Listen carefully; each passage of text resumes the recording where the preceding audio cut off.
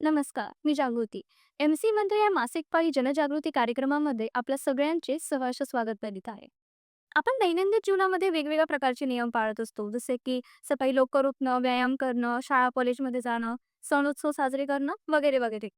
पण अजूनही आपल्या समाजामध्ये एक अशी प्रथा आहे जी फक्त पाळली जाते. ती म्हणजे मासिक पाळी आणि त्या दरम्यान येणारी सामाजिक व सांस्कृतिक बंधने. सृष्टीचे वेगवेगळे नियम असतात, प्रक्रिया असतात. अगदी त्याचप्रमाणे मासिक पाळी सुद्धा स्त्री जीवनाची एक नैसर्गिक प्रक्रियाच आहे.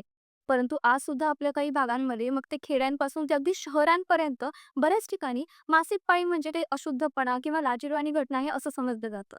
तर आज या व्हिडिओद्वारे खरोखरच मासिक पाळी आणि त्या दरम्यान येणारी सामाजिक व सांस्कृतिक बंधने ही योग्य आहेत, की आपण विनाकारणच काही चुकीच्या गैरसमजुतींना चिकटून राहिलो आहोत ते जाणून घेऊया.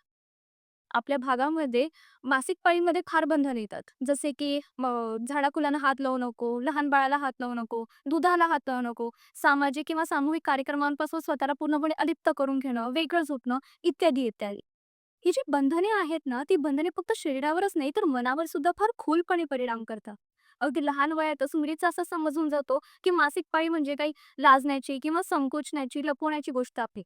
मुली स्वतःच्या शरीराशी मोकळेपणाने, बिनधास्तपणे बोलायला घाबरतात आणि त्यामुळे त्यांच्या मनात फार प्रश्न निर्माण होतात, शंका निर्माण होतात आणि त्यामुळे आरोग्यावरती परिणाम होतात. आपण नेहमी म्हणत असतो, की बंधने म्हणजे शिस्त. परंतु ही जी बंधने आहेत, ती शिस्तीतून नव्हे, तर ती अज्ञानातून आलेली आहेत. हां, काही बंधने बरोबर आहेतच. जसे की व्यायाम करणं, चांगला आहार घेणं, भरपूर पाणी पिणं आणि जर त्रास होत असेल तर डॉक्टरांचा सल्ला घेणं इत्यादी, इत्यादी. पण काही जी प्रथा आहेत, जसे की झाडाखुणांना हात लावणं, दुधाला हात न लावणं, त्याच्यानंतर लहान बाळाला हात लावणं, ह्या चुकीच्या आहेत. ज्या चुकीच्या प्रथा आहेत त्यांना नक्कीच झिडकारा. परंतु ज्या योग्य बंधने आहेत, जसं की आराम करणं वगैरे, वगैरे, ते नक्कीच पाळा. शेवटी मला एवढंच असं वाटतं, की पाळी असते ही मुलगी अशुद्ध नाही. तिच्यात ताकद आहे, तिची शक्ती आहे. प्रजनन शक्ती, तर त्यात लाजण्याची किंवा संकोचण्याची अशी काही गरज नाहीये.